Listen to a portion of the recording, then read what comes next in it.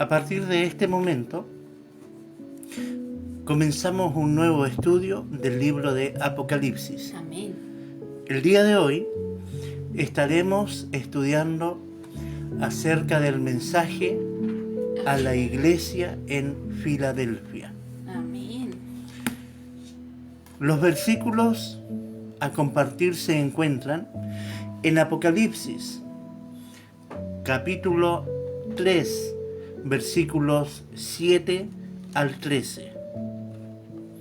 Le damos lectura en el nombre de nuestro Salvador Jesucristo. Amén. La palabra dice así.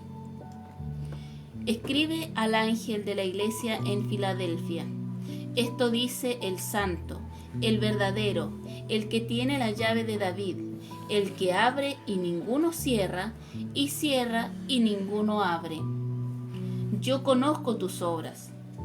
He aquí, he puesto delante de ti una puerta abierta, la cual nadie puede cerrar, porque aunque tienes poca fuerza, has guardado mi palabra y no has negado mi nombre. He aquí, yo entrego de la sinagoga de Satanás a los que se dicen ser judíos y no lo son, sino que mienten. He aquí, yo haré que vengan y se postren a tus pies y reconozcan que yo te he amado. Por cuanto has guardado la palabra de mi paciencia, yo también te guardaré de la hora de la prueba que ha de venir sobre el mundo entero, para probar a los que moran sobre la tierra. He aquí, yo vengo pronto. Retén lo que tienes, para que ninguno tome tu corona. Al que venciere, yo lo haré columna en el templo de mi Dios, y nunca más saldrá de allí.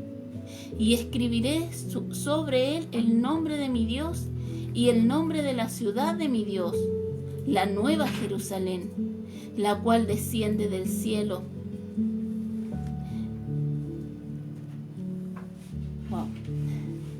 La cual desciende del cielo de mi Dios y mi nombre nuevo. El que tiene oído, oiga lo que el Espíritu dice a las iglesias. Amén.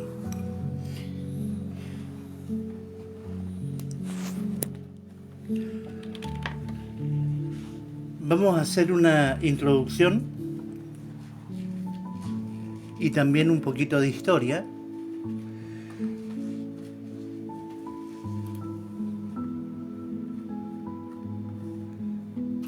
Cada una de las iglesias a las que el Señor se dirigió en estas cartas dejan en evidencia las grandes diferencias que podían existir entre ellas.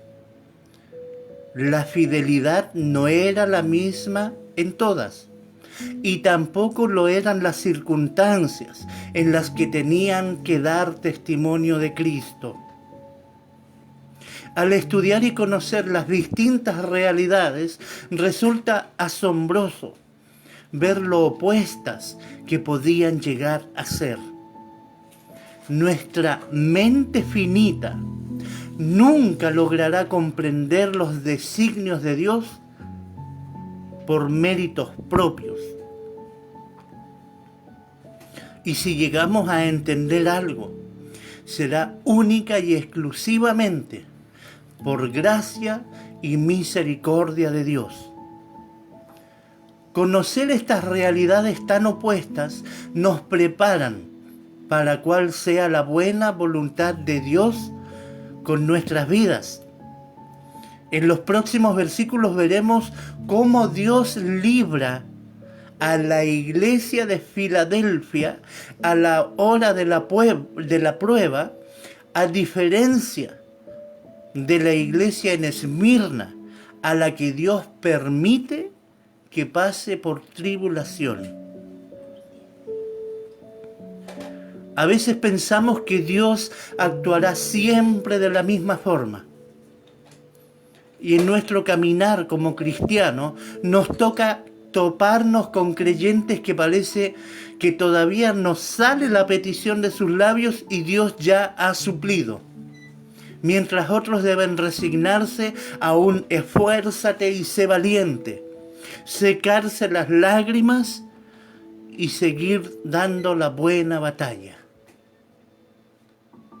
En Esmirna, la iglesia tenía que sufrir la oposición que les venía de parte de algunos que profesaban ser judíos, pero que en realidad eran sinagoga de Satanás.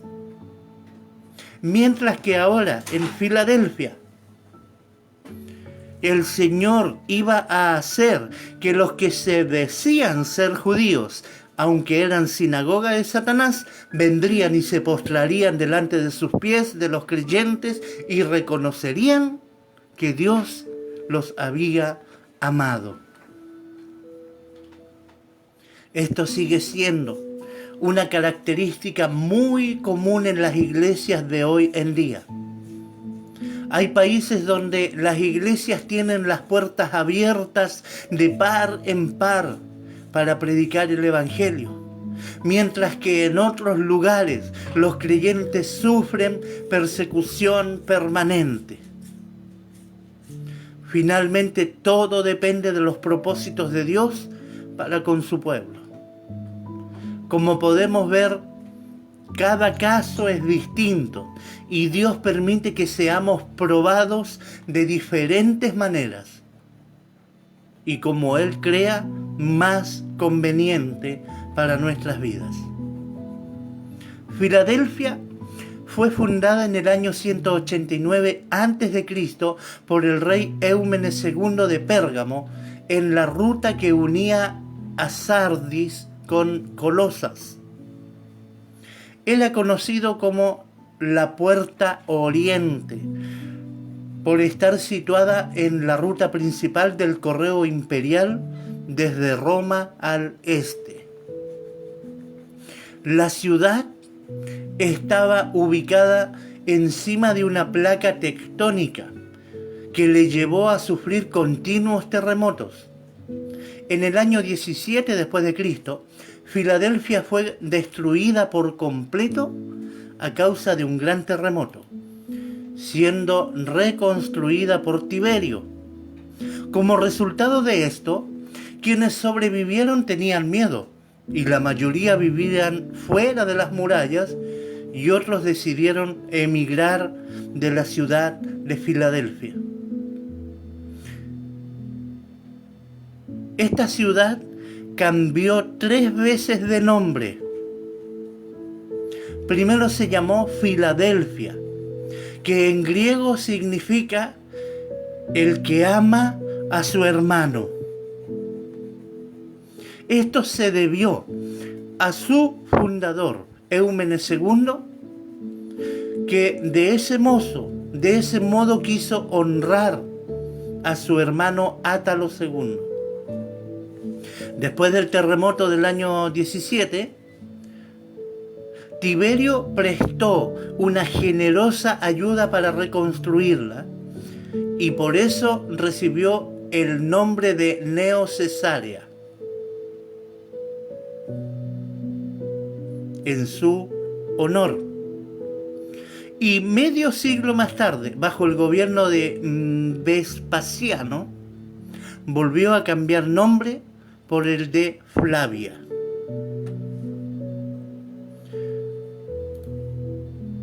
Apocalipsis 3, versículo 7 dice: escribe al ángel de la iglesia en Filadelfia. Esto dice el santo, el verdadero, el que tiene la llave de David, el que abre y ninguno cierra, y cierra y ninguno abre. Y esto es maravilloso, porque en todas las cartas del Señor se ha valido de símbolos para describirse a sí mismo, y estos proceden o habían procedido de la visión que había tenido Juan en el capítulo 1. En esta carta usa otros títulos diferentes que no se encuentran plasmados en el capítulo 1. Y comienza diciendo: esto dice el santo. nuestro Señor Jesucristo se presenta en primer lugar como el Santo, título que vuelve a emplearse en Apocalipsis 6:10, pero en ese caso aplicado a Dios. Bajo este título, era una de las formas en la que Dios era conocido en el Antiguo Testamento. Por ejemplo, el profeta Isaías se refiere al Santo de Israel. Y este título lo usa al menos 25 veces.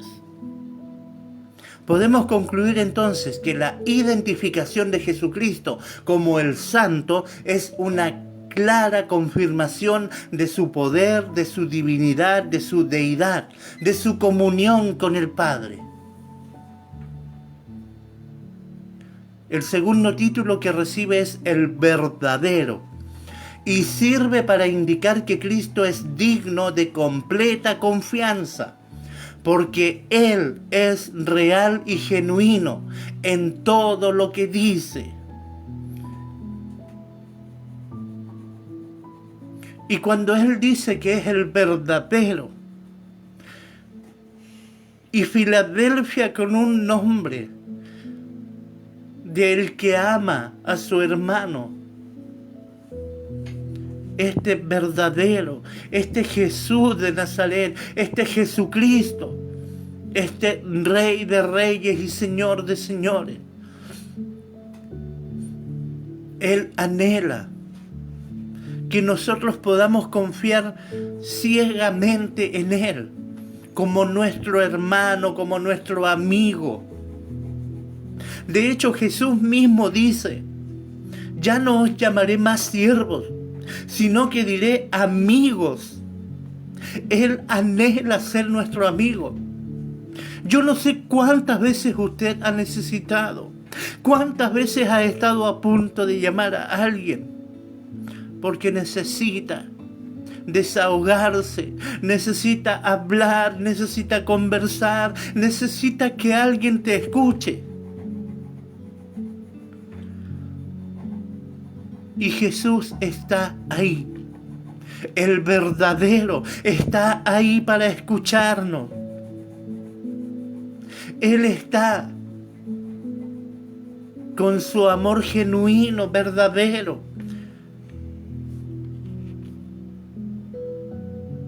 Él tiene el espacio, ellos, el Padre y el Hijo, son dueños del tiempo. No es como tú y yo, que siempre andamos atrasados, que siempre el tiempo nos pilla. Ellos son dueños del tiempo. Uno mismo muchas veces dan ganas de llamar a alguien, de conversar con alguien.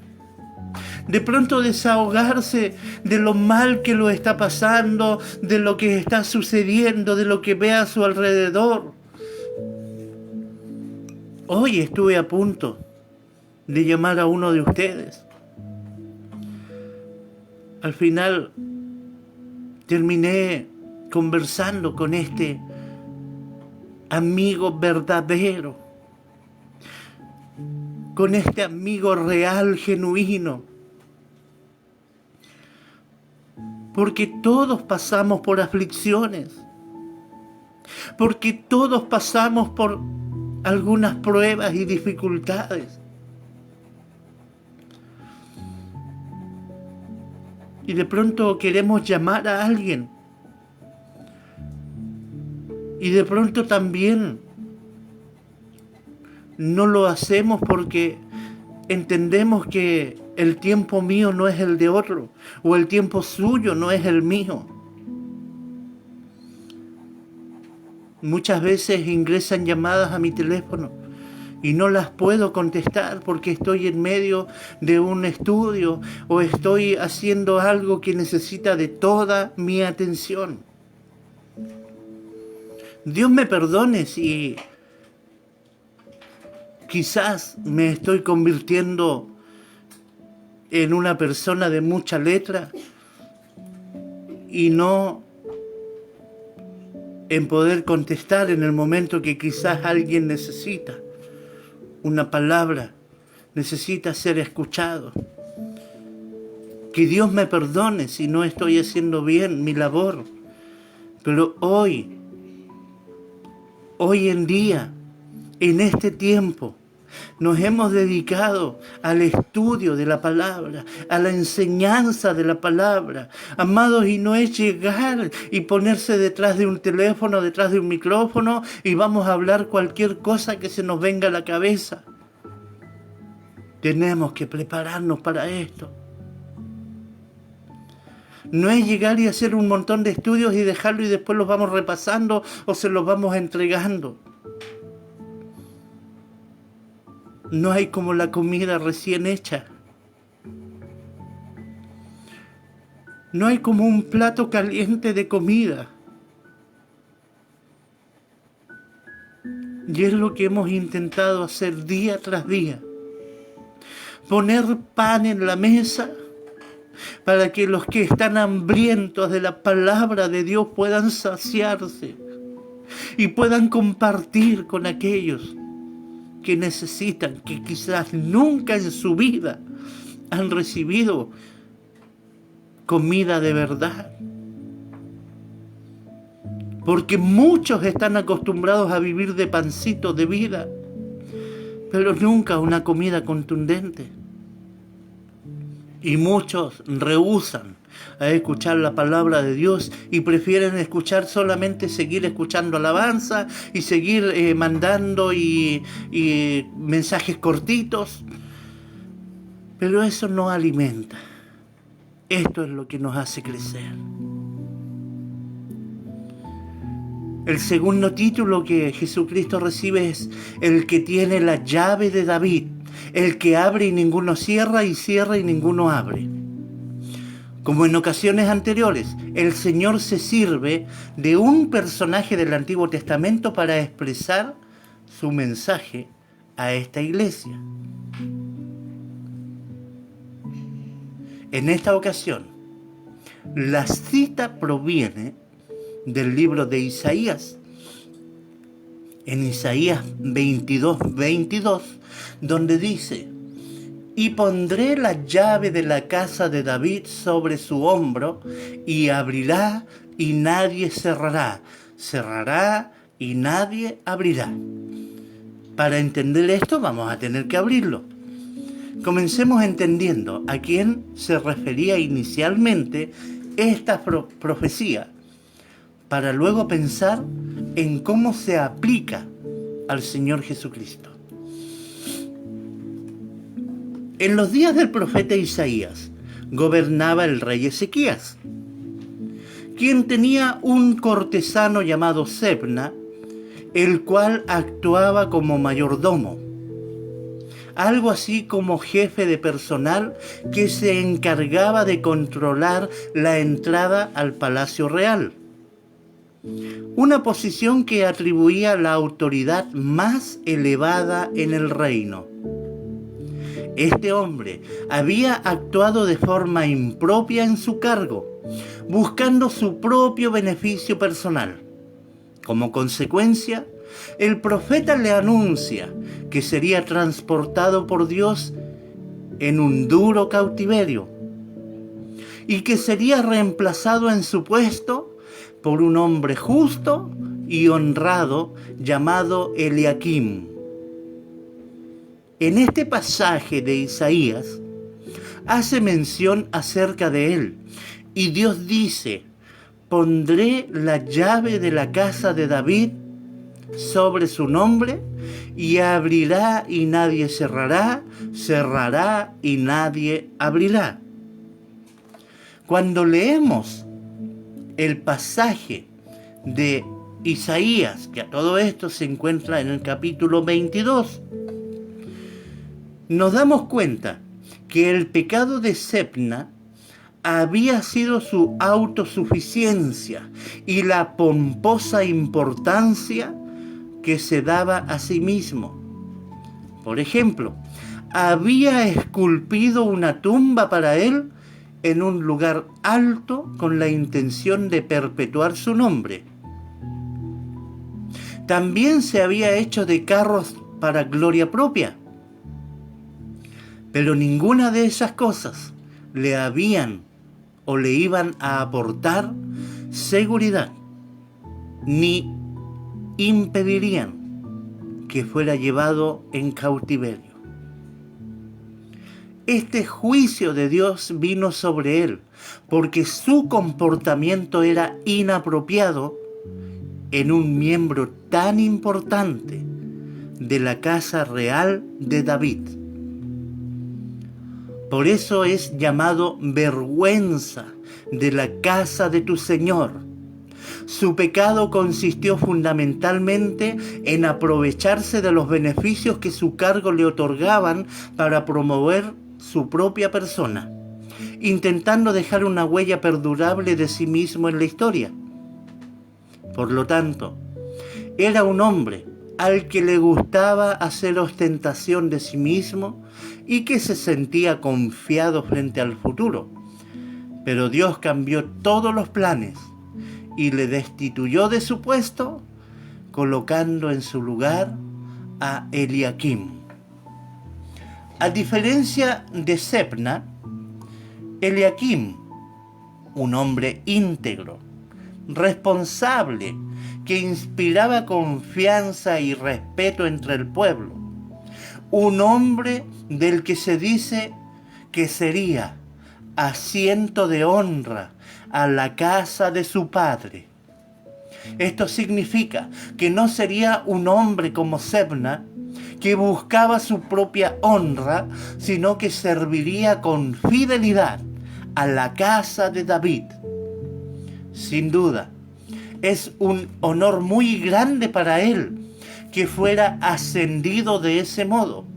Pero ahora vemos que aún recibió mayor honor, porque en Apocalipsis el mismo Señor Jesucristo usó las palabras que Isaías dijo acerca de Eliaquim para aplicárselas a sí mismo. Y esto es maravilloso, porque el Señor tampoco estaba buscando su propia gloria, sino la gloria de su Padre Celestial. El libro de Juan, capítulo 17, versículo 4 dice: yo te he glorificado en la tierra, he acabado la obra que me diste que hiciese. Por eso Cristo es digno de toda autoridad, de toda confianza. Porque el mismo Padre puso todo en sus manos.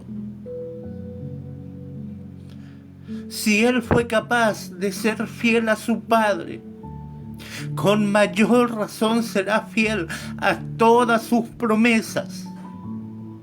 Todas las promesas que Dios ha desatado sobre tu vida, Él las cumplirá, pero necesita que nosotros seamos fieles, que nosotros permanezcamos fieles, que nosotros guardemos su palabra.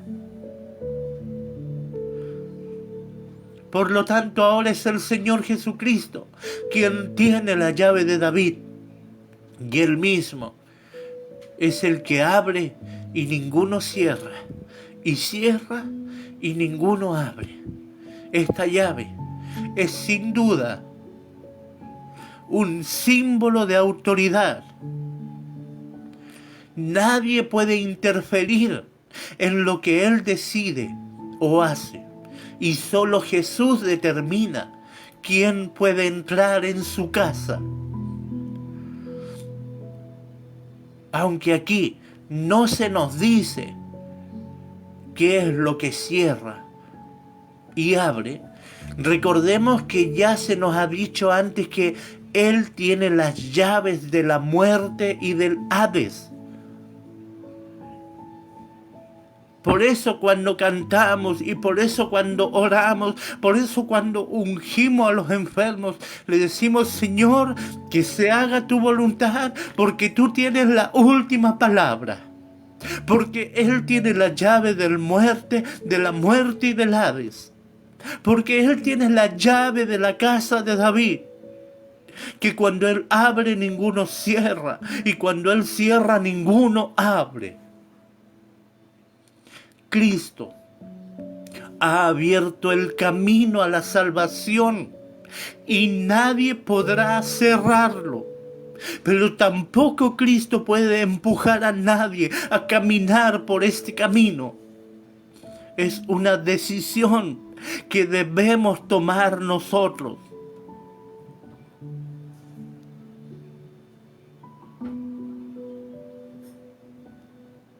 Pero cuando las personas rechazan su palabra, es Él también quien cierra la puerta de la salvación y nadie podrá abrirla. En relación a esto último, debemos recordar la forma en que Dios mismo cerró la puerta del arca de Noé para que nadie más pudiera entrar en ella. Se predicó por años. Noé tardó casi 100 años en construir esa arca. Y mientras él iba construyendo, iba predicando, mas todos se burlaban. Y llegó el día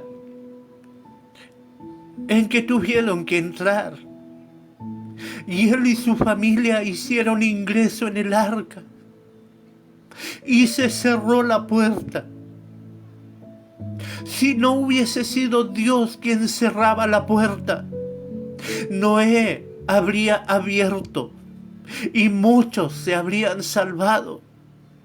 Pero cuando Dios cierra, ya nadie puede abrir. Dios conoce los corazones. Y Dios ha permitido que algunos corazones se cierren a causa de la maldad de los hombres. Pero hay una puerta llamada salvación,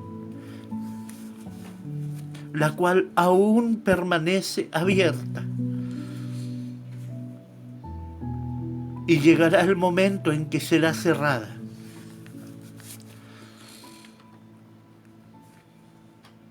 No descuidemos la salvación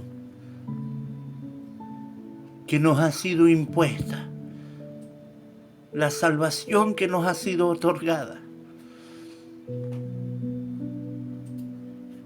En cuanto al mensaje para los cristianos en Filadelfia, vamos a ver a continuación que el Señor usa esta llave para cerrar la puerta de la persecución contra ellos y les abre nuevas oportunidades.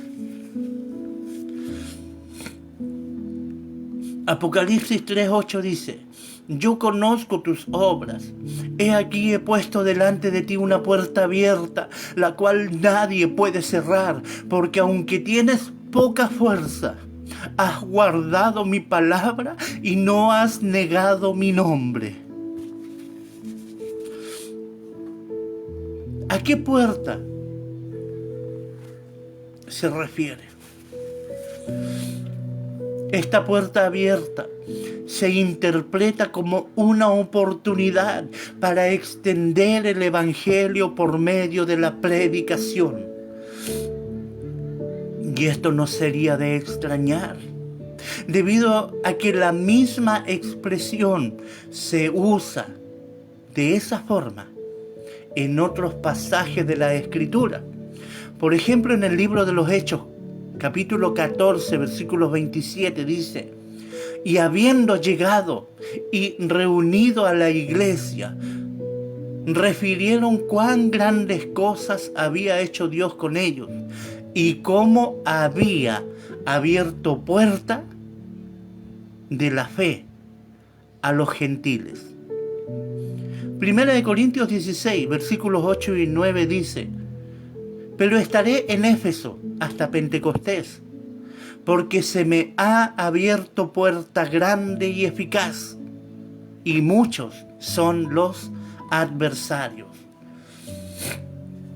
El libro de Colosenses, capítulo 4, versículos 2 y 3 dice lo siguiente: perseverad en la oración, velando en ella con acción de gracias, orando también al mismo tiempo por nosotros, para que el Señor nos abra puerta para la palabra, a fin de dar a conocer el misterio de Cristo, por el cual también estoy preso.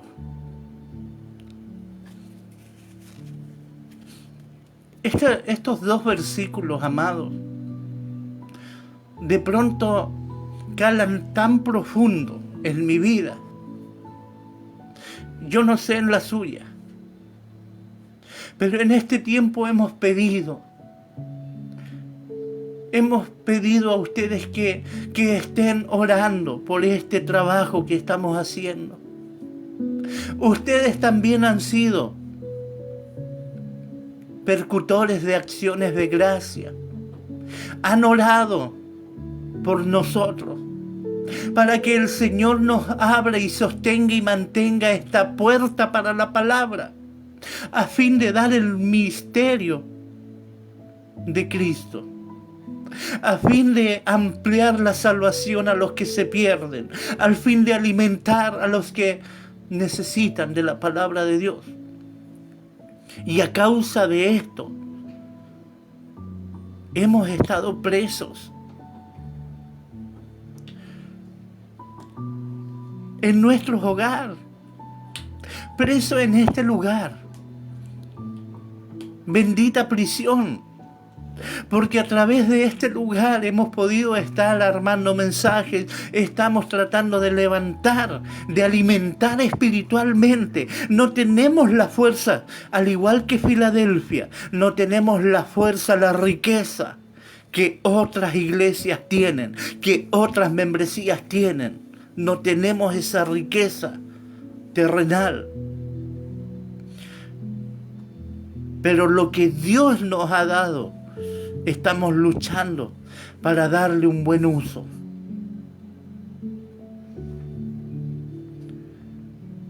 Según esta última interpretación, vemos que como recompensa por el fiel servicio que la iglesia había llevado a cabo, a pesar de sus pocas fuerzas, a pesar de sus pocos recursos, sería bendecida con la posibilidad de un servicio mayor. Y por supuesto, el diablo intentaría cerrar esta puerta. Pero afortunadamente, como ya hemos visto, la llave la tiene el mismo Señor Jesucristo. Y nada ni nadie podrá cerrar, ni podía oponerse tampoco a lo que Él estaba haciendo y a lo que Él está haciendo en este tiempo. En este punto, hemos de notar que la forma de progresar en la vida espiritual es siendo fieles en las pequeñas cosas que el Señor pone en nuestras manos. Por lo tanto, aprovecho esta oportunidad para hacer un llamado a sus vidas a permanecer en fidelidad a Dios. Porque aunque tienes poca fuerza, has guardado mi palabra y no has negado mi nombre.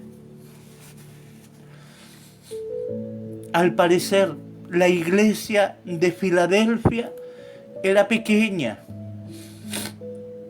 Tal vez sus miembros pertenecían mayormente a los pobres. Y esto no sería de extrañar. Una ciudad que constantemente sufría violentos terremotos, violentos movimientos.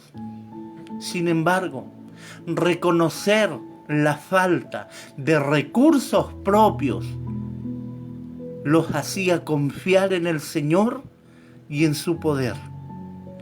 Este es el requisito fundamental para que Él abra la puerta a nuevas oportunidades.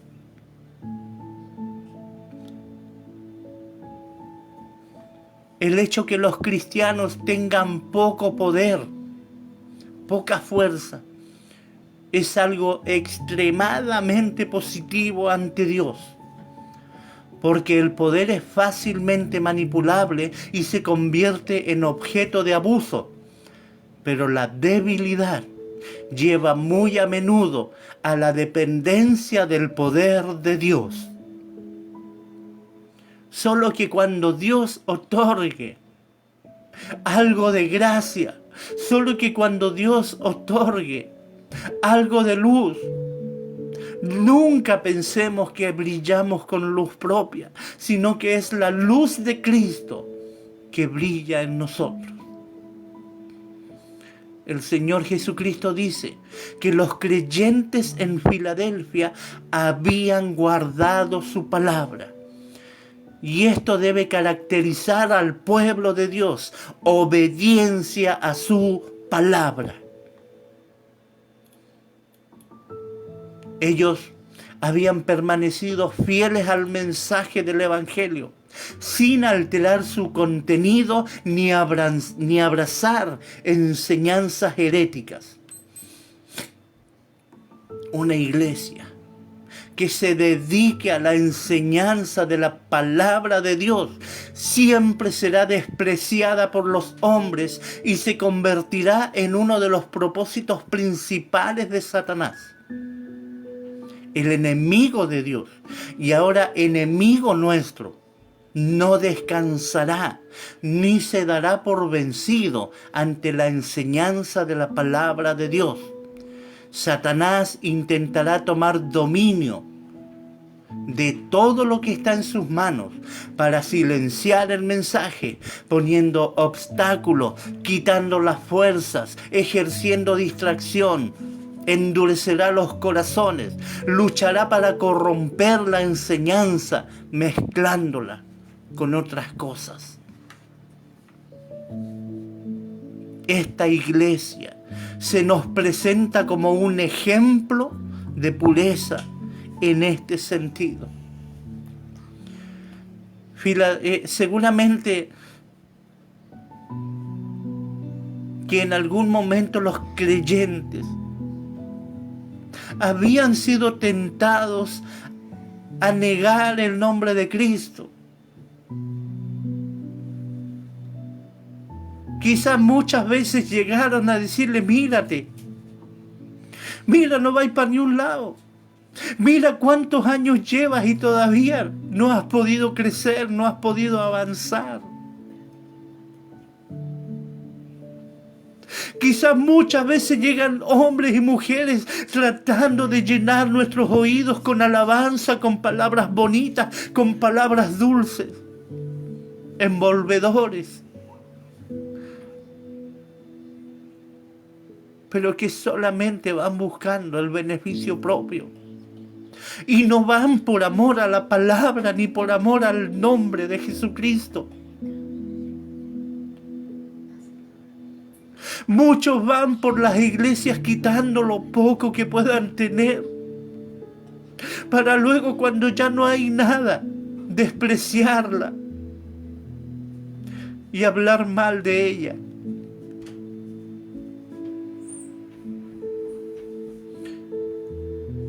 Estos creyentes, esta iglesia de Filadelfia, no había caído en las garras del enemigo. A pesar de ser pobres, se mantenían unidos. A pesar de no tener fuerzas, se apoyaban unos a otros. A pesar de no tener un gran templo, permanecían fieles en la palabra. En relación a esto, es interesante recordar que la ciudad de Filadelfia había cambiado 3 veces de nombre para dar honor a sus distintos benefactores, pero la iglesia se había mantenido fiel al nombre de Cristo. La iglesia de Filadelfia tenía poca fuerza. No tenía evangelistas o enseñadores de fama nacional, mundial. No contaba con grandes recursos económicos. Quizás hasta despreciada era por su condición humilde. Su mensaje era conforme a las Escrituras, pero parece que nadie escuchaba. Eran gente sencilla, sin apellidos influyentes ni contactos especiales. Su único contacto, proveedor y ayudador, era Dios. La iglesia en Filadelfia decidió permanecer firme en el nombre del Señor, y Él los protegió y les dio nuevas oportunidades para seguir adelante. Y el Señor, que ve y examina todas las cosas, otorga la recompensa. Apocalipsis 3:9 dice: he aquí, yo entrego de la sinagoga de Satanás a los que se dicen ser judíos y no lo son, sino que mienten. He aquí, yo haré que vengan y se postren a tus pies y reconozcan que yo te he amado. La iglesia en Filadelfia había encontrado la oposición de los judíos. Aquí se explica que eran judíos solo de nombre, quizás por descendencia, pero no espiritualmente, porque los verdaderos judíos son aquellos que creen en el Señor Jesucristo, confían y creen que Él es el Mesías. En otras palabras, podríamos decir que la iglesia de Filadelfia había encontrado la oposición de algunos cristianos.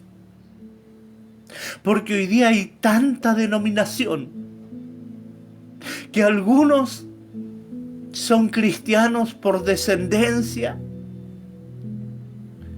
algunos son cristianos porque la mamá, el papá iba a la iglesia, la abuelita lo llevaba, pero no son cristianos de corazón, no son hermanos en la fe espiritualmente, sino que solo abrazan una religión y lamentablemente van dañando el nombre de Jesucristo. Romanos capítulo 2 versículos 28 y 29 dicen lo siguiente: pues no es judío el que lo es extraordinariamente, exteriormente,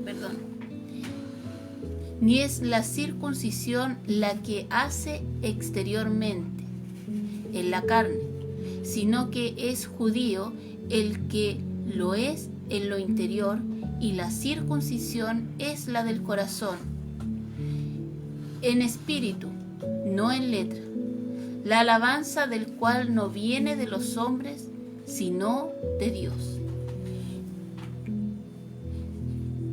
Pero como en la mayoría de la nación judía,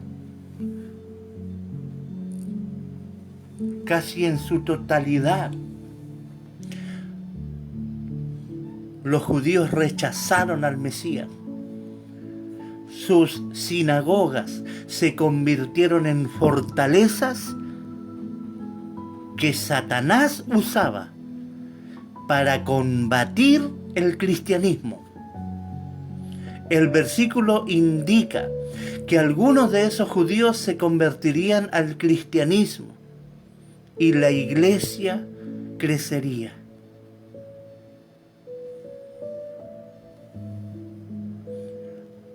La esperanza judía era que los gentiles serían sometidos por ellos. Pero aquí la palabra promete todo lo contrario. Y serían los judíos quienes se postrarían ante los creyentes gentiles, ante aquellos que nadie daba un peso. Y esto sería así, porque después de haber rechazado a su Mesías, eran los gentiles quienes tenían que enseñar a los judíos el camino para acercarse a Dios. Además tendrían que sujetarse a la iglesia, porque Cristo está con ellos y los ama. Los judíos consideraban que solo ellos eran el pueblo de Dios y por lo tanto los únicos a quienes Dios amaba. Esto les hizo despreciar a los gentiles como personas ajenas a los pactos de Dios. Y por ello también Dios tuvo que hacer un nuevo pacto para que pudiésemos ingresar todos aquellos que no teníamos descendencia judía. Pero ahora Cristo muestra a los creyentes gentiles como su pueblo amado. Apocalipsis 3:10. Por cuanto has guardado mi palabra de mi paciencia, yo también te guardaré de la hora de la prueba que ha de venir sobre el mundo entero, para probar a los que moran sobre la tierra. En el caso de esta iglesia, el guardar la palabra de mi paciencia puede ser entendido como que habían obedecido al mandato del Señor a ser pacientes, o también que habían seguido el ejemplo de Cristo, quien fue paciente con los hombres pecadores durante todo su ministerio terrenal. Y aún lo es hoy en día, cuando sigue esperando que sus enemigos sean puestos por estrado de sus pies. En cualquiera de los casos, de una o de otra manera, los cristianos de Filadelfia habían perseverado fielmente a través de sus pruebas y dificultades. Como consecuencia de esto, dice el Señor, yo también te guardaré de la hora de la prueba que ha de venir sobre el mundo entero. Esto puede significar que el Señor los guardaría de tal manera que no tendrían que pasar por la prueba, o que serían guardados por Él en medio de la prueba. En cuanto a la prueba que ha de venir sobre el mundo entero, no existe antecedente a qué se refiere, pero sin duda alguna habla a los corazones y a los creyentes actuales para mantenernos firmes en nuestra confianza. Algunos ven aquí que el Señor está prometiendo a la Iglesia universal que será librada de la gran tribulación que tendrá lugar antes de la segunda venida de Cristo. Pero lo cierto es que no hay indicios fidedignos en el pasaje para pensar así. Es probable que tenga que ver con la persecución del Imperio Romano contra el cristianismo, que en poco tiempo se iba a extender sobre todo el imperio. Y para nosotros, que nos ha permitido, para usted que está escuchando, que Dios nos ha permitido estudiar su palabra en estos días, es sin lugar a dudas el mensaje de consuelo que necesitamos escuchar de parte de nuestro amado Salvador para resistir en el día malo que se aproxima. Guarda la palabra del Señor, confía en el Señor. En cuanto al propósito de esta prueba, era para probar a los que moran sobre la tierra.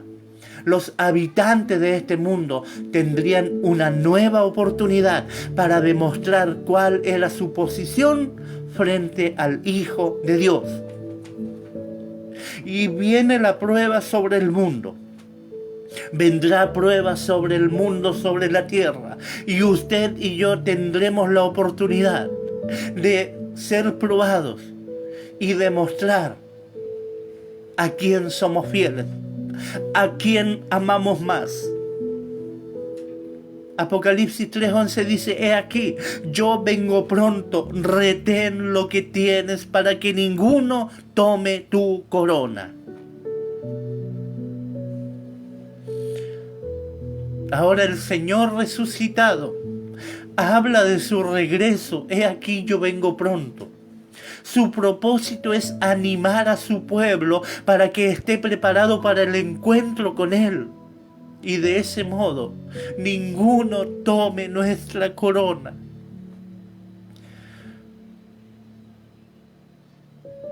Lo más seguro es que el Señor no se refiere aquí a su segunda venida, sino a una intervención personal anticipada sobre esa iglesia. Así ha sido en las ocasiones anteriores, cuando en estas cartas el Señor ha dicho a algunas iglesias que Él vendría. En el caso, o en cada caso, la iglesia sufriría distintas consecuencias. Por ejemplo, a la iglesia en Éfeso les dijo que les quitaría el candelero. A la iglesia en Pérgamo le dijo que pelearía contra ellos. A la iglesia en Sardis le dijo que vendría sobre ellos como ladrón en la noche. En estos tres casos, la venida del Señor sobre su iglesia sería con el propósito de juzgarla. Pero en el caso de la iglesia en Filadelfia ocurre todo lo contrario. Su venida sería para protegerles en la hora de la prueba. Cristo exhorta a cada creyente a mantener firme lo que tiene frente a las tentaciones y atracciones del mundo. Esto no quiere decir que el cristiano pueda perder su salvación, pero sí puede dejar de recibir su galardón. Recibir esta corona implica una victoria, pero también la posibilidad de prestar un mayor servicio en la eternidad. Apocalipsis 3:12, al que venciere, yo lo haré columna en el templo de mi Dios, y nunca más saldrá de allí. Y escribiré sobre él el nombre de mi Dios, y el nombre de la ciudad de mi Dios, la nueva Jerusalén, la cual desciende del cielo de mi Dios, y mi nombre nuevo.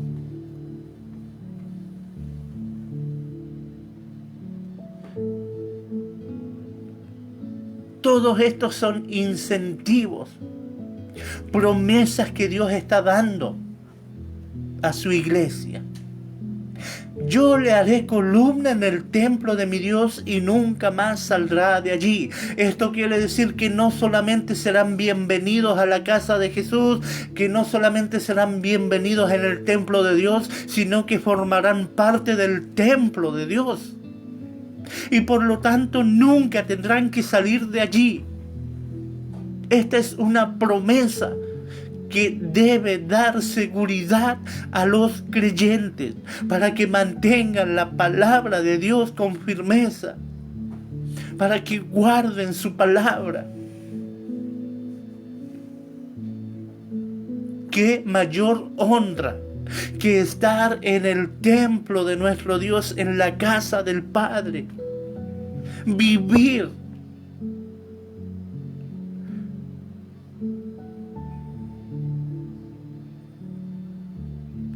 me trae a memoria cuando David envió a preguntar si había alguien de la casa de Saúl.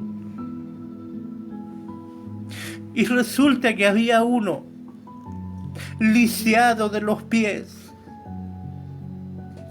que en la huida había caído. Y lo envía a buscar. Su nombre, Mefiboset. Un hombre lisiado, en tierra de Lodebar, en tierra donde no habían esperanzas, en tierra de oscuridad, en una tierra desterrado. Y David los envía a buscar. Y cuando llega le devuelve todo lo que le correspondía a su padre. Pero más aún le dice: tú vas a sentarte a la mesa del rey. Hoy Dios nos está hablando que si mantenemos y somos fieles a su palabra, que si guardamos su palabra, estaremos en el templo, permaneceremos ahí.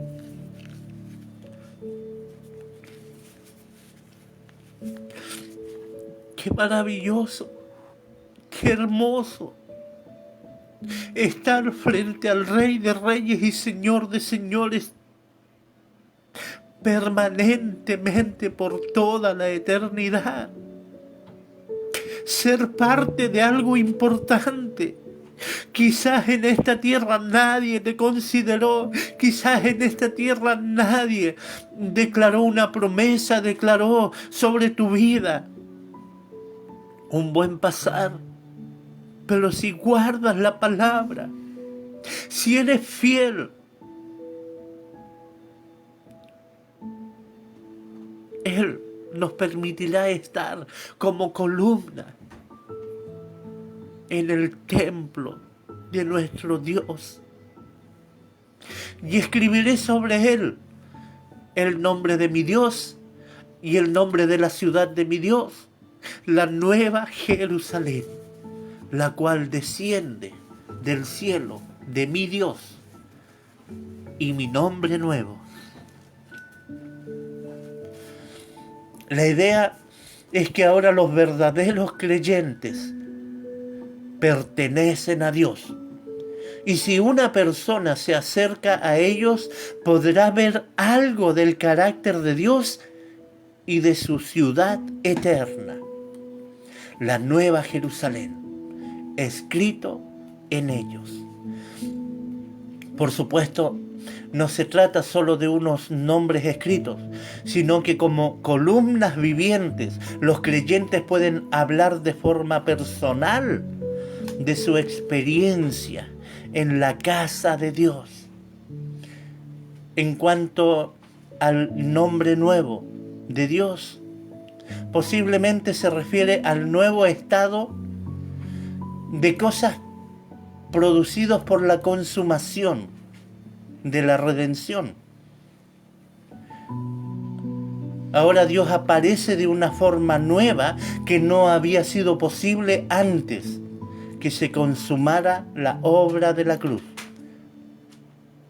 Probablemente este nuevo nombre tenga relación con el cántico nuevo de los 4 seres vivientes y los 24 ancianos que cantaban y que tenía que ver con la redención conseguida por medio de la sangre del Cordero que fue inmolado. Para terminar, Apocalipsis 3:13, el que tiene oído, oiga lo que el Espíritu dice a las iglesias. Finalmente, una nueva exhortación a prestar atención a este mensaje y aplicarlo de forma personal en la vida de cada creyente.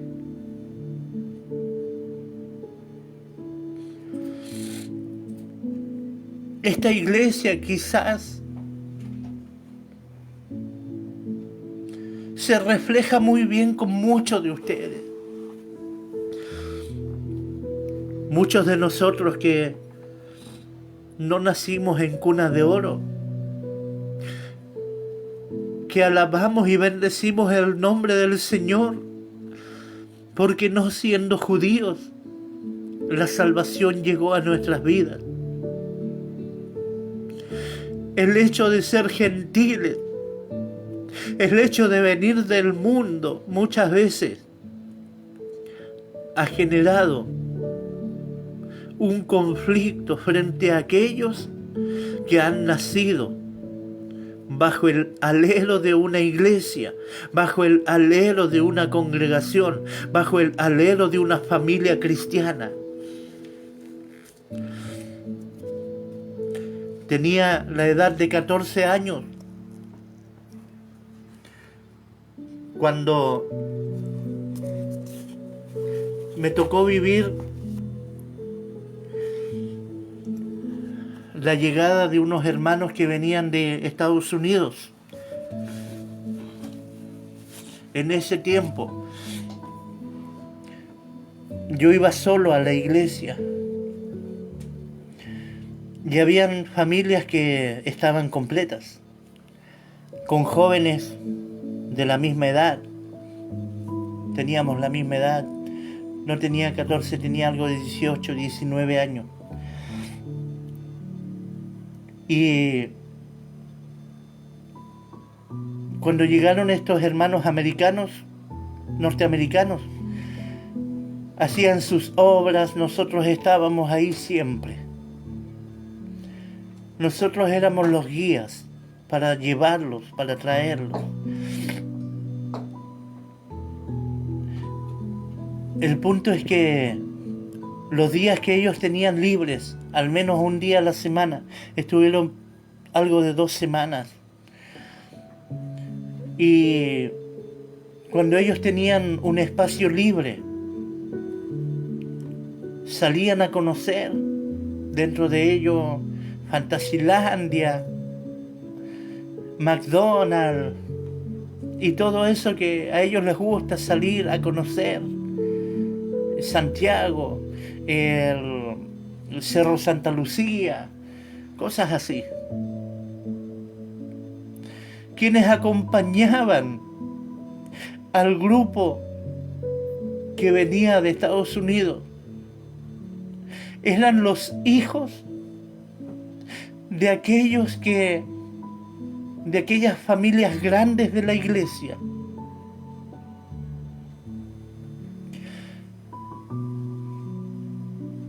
Recuerdo que habían días en que todos salían y el único que quedaba en la iglesia era yo. Porque la iglesia tenía que estar limpia, porque en la iglesia había que tocar instrumentos y en la iglesia había que mantener los baños limpios.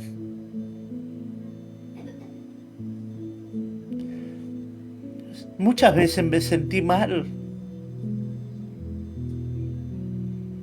porque me sentía ignorado por el hecho de estar solo y no tener una familia que me acompañase a la iglesia.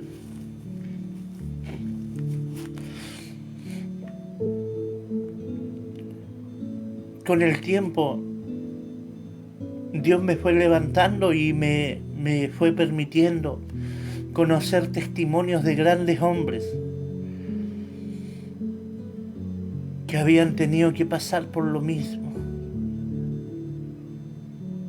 Que cuando ellos quisieron adorar a Dios, que cuando ellos quisieron cantar una alabanza, que cuando ellos quisieron ser parte de algo, los mandaron a limpiar los baños.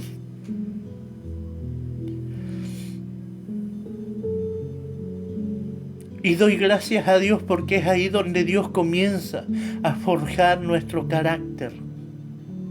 Porque hoy muchos van por las iglesias diciendo a mí, yo vengo y me rindo aquí, yo me pongo a disposición y a mí pónganme en la puerta, pónganme a limpiar los baños. Lo pones en la puerta y desaparecen.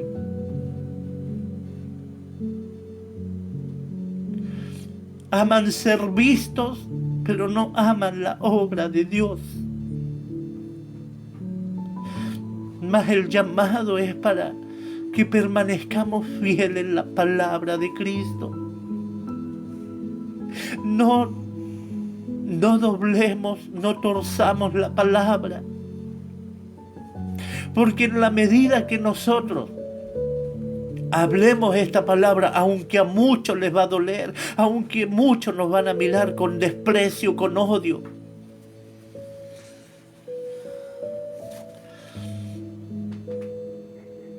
Dios nos guardará.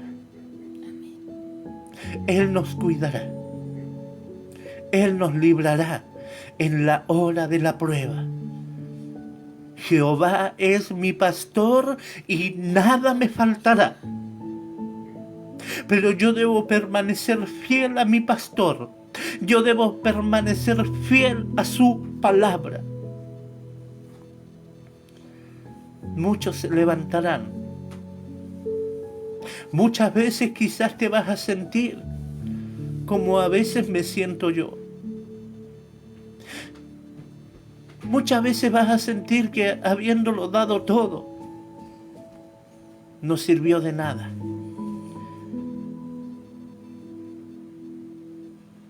Muchos serán los que tergiversarán las cosas. Pero tú mantén la palabra de Dios en alto. Confía en el Señor y Él hará. Que Dios te bendiga, que Dios te guarde. No cambien la palabra de Dios, porque la hora viene. Viene la hora de la tentación. Viene la hora de la prueba sobre la tierra. Y la hora ya está.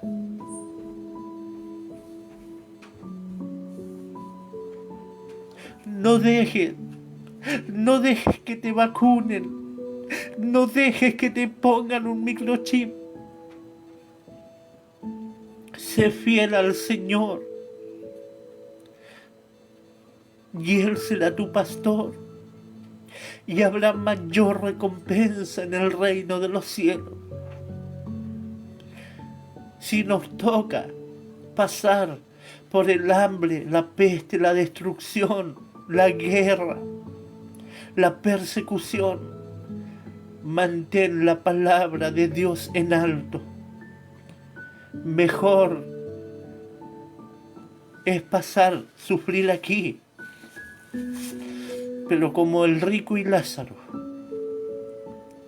el día de mañana estaremos en el seno del Dios Todopoderoso. Que Dios te bendiga, que Dios te guarde.